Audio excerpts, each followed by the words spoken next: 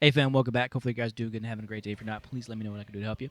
I had a really cool idea for a tutorial today, and so what we're going to be learning is how to make realistic looking rocks for your scenery. It's a super easy process, super quick, so let's get to work. So what you want to do first is find yourself a piece of XPS installation foam. You can find them at your local hardware stores. You can go to Home Depot, Lowe's, or even Ace Hardware. They typically come in boards, and so you can just cut off a small piece and shape it to something that you're happy with. Next thing that you're going to want to do is take something with a little bit of a harder edge. And a file is good for that, but you don't have to use a file. You can also use a fingernail file, which is fine. Just something that is going to kind of dig into the surface to get a little bit more of a refined shape.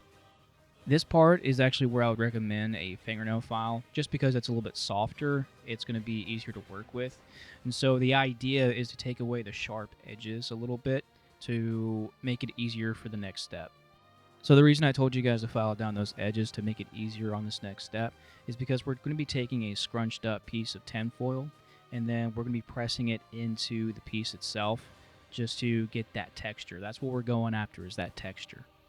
So after you find a look that you're happy with, you're then going to have to take a heat gun to it and heat it up. So make sure to wear a respirator and be in a well ventilated area, because the fumes that come off of the XPS foam as it's heated is pretty toxic.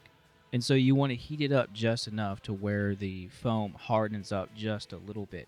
And you may lose a little bit of texture, and that's completely fine. You'll just have to go back through with the tinfoil and just redo it a little bit. And now it's on to painting. First, you want to prime it, and I am always going to recommend Vallejo Black. It's a really great primer. I've never had an issue with it. So go ahead and grab yourself a brush and just start brushing away. It doesn't have to be anything super expensive, just has to get the job done. Next is going to be the base coat, and I typically use two different base coats, one from Liquitex and one from Vallejo, just depending on what I'm going after. If you wanted to go after more of a look like this, then I would definitely recommend the Liquitex Neutral Gray 5. Though keep in mind, when you're using it, you're probably going to have to do a couple of coats. But for this piece here, what we're just going to use is the Vallejo Basalt Gray. So make sure you keep a piece of paper towel with you, and that's because we are using a technique called dry brushing.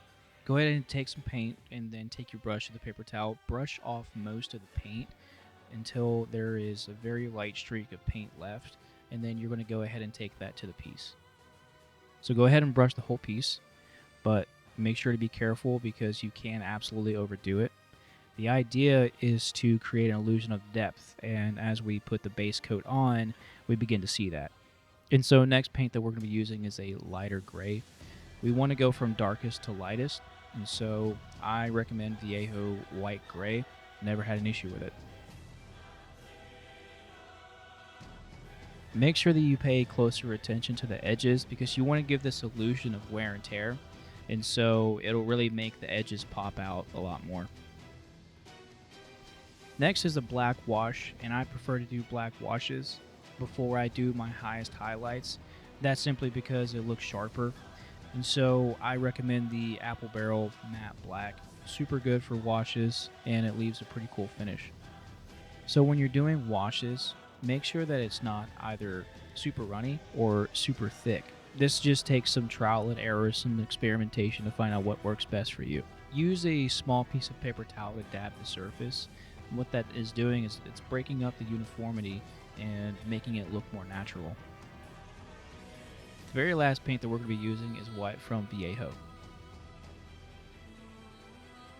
As we're dry brushing this last highlight onto the piece, we're really making those edges pop, and that's what we're going after.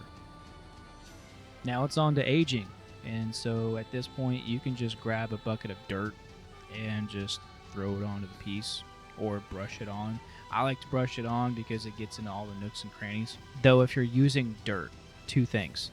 One, make sure you sift it very thoroughly, and then two, make sure you also microwave it after you sift it just to get all the moisture out of it because you really don't want it to mold.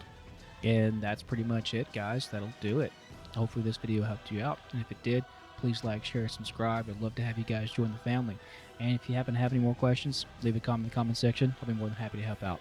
I think this little piece here turned out pretty cool, and it looks super realistic. So you guys let me know what you think in the comment section.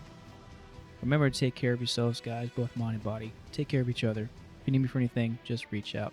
Thank you so much for watching. I wish you all a lovely day. I love you all, and I'll talk to you guys soon.